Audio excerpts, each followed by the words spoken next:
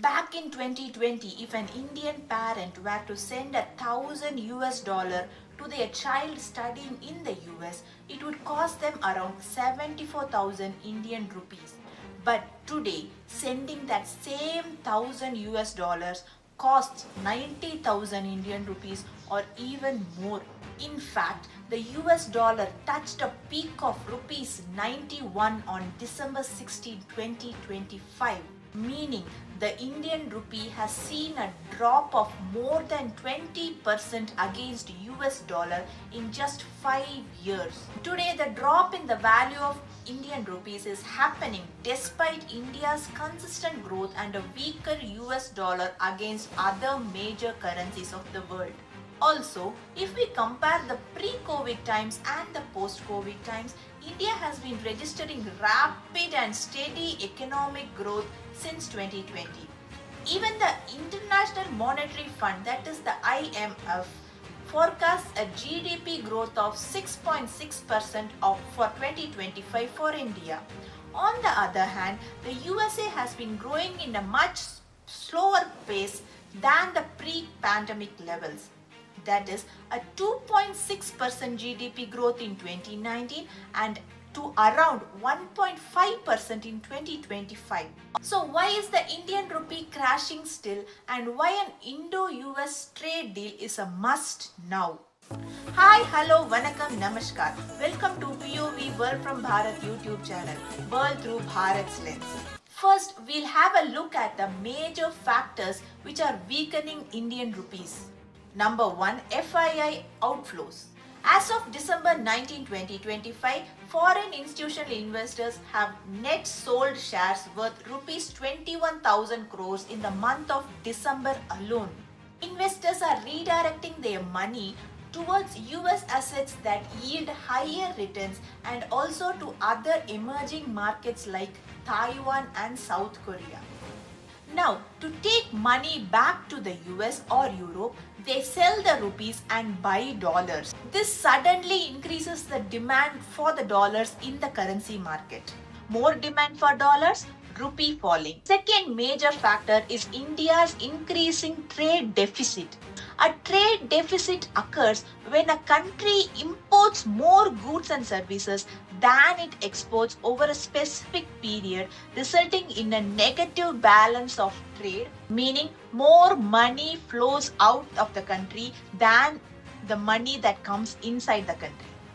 In October 2025, India witnessed a highest ever deficit of $41.7 billion against $26.2 billion a year before, that is October 2024.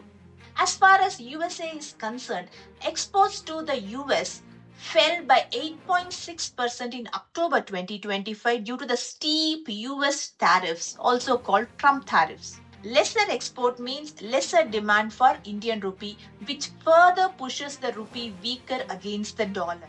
Since the imposition of tariffs, that is since April 2025, Indian rupee has depreciated over 6% against the US dollar. Analysts also estimate that tariffs could reduce India's GDP growth by somewhere between 0.2% to 0.8% if they continue to persist. So, as a common Indian citizen, why should we even worry about a weak Indian rupee? A weaker Indian rupee means imports like crude oil, gas, electronics, and many raw materials which are made in dollars become costlier. Let's say a barrel of oil costs $80. At 70 rupees per dollar, India would have paid 5,600 rupees to buy a barrel of oil. But now, at 90 rupees per dollar, India should pay 7,200 rupees to buy the same oil. That is, India pays 2,000 rupees more for the same barrel of oil. When fuel becomes expensive, it affects everything. Food prices rise, and this daily inflation is felt in our kitchens too. Importers and manufacturers face higher costs for their raw materials, so they increase their product cost and the inflation rises automatically. Our favorite gold too is priced in dollars only. A weak rupee pushes gold prices further up. Simply put, When the rupee weakens, imports get costlier, fuel prices rise, businesses raise prices, and inflation quietly enters every Indian household. So, how is India even responding?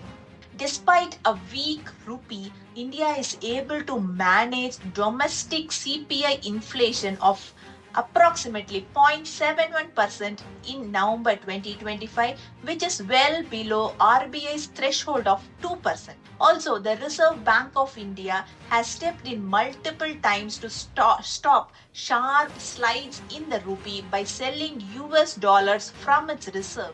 In a recent incident, RBI's strong intervention in mid-December 2025 moved the Indian rupee from about 91 rupees to around 89.75 rupees in a single session alone. In addition, as a strategic response to the US tariff, India is swiftly moving towards new buyers in Europe, Middle East, Africa, and the ASEAN countries, and it also encourages exporters to reduce their dependence on one country. India is also promoting Make in India, that is Atmanirbhar Bharat, and is also encouraging local production so as to reduce reliance on any one foreign market. And more importantly, Bharat is working towards a fair bilateral trade deal with the US.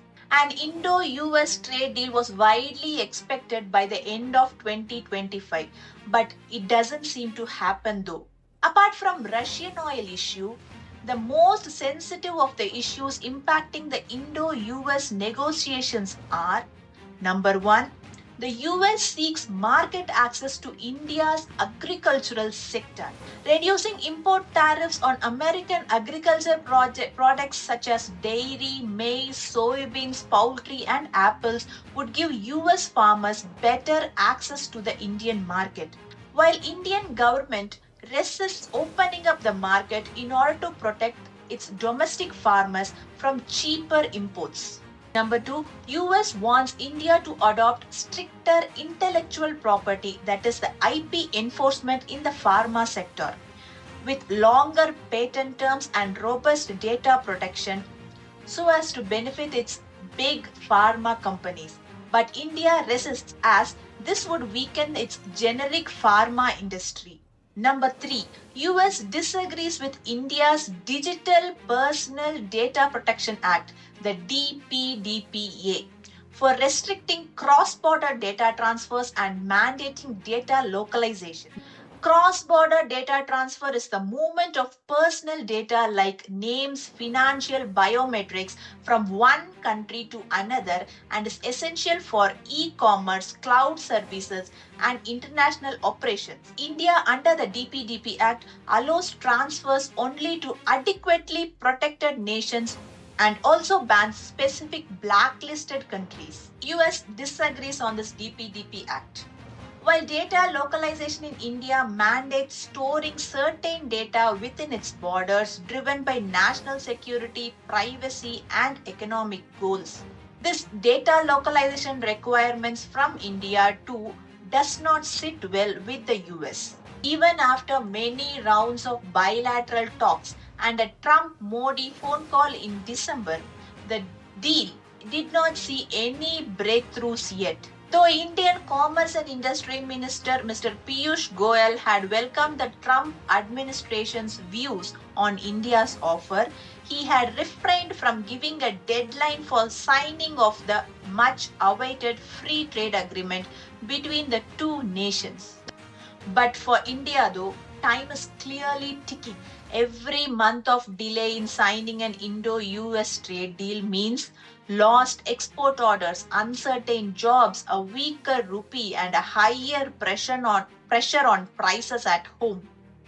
A timely Indo-US trade deal is not just about diplomacy or politics.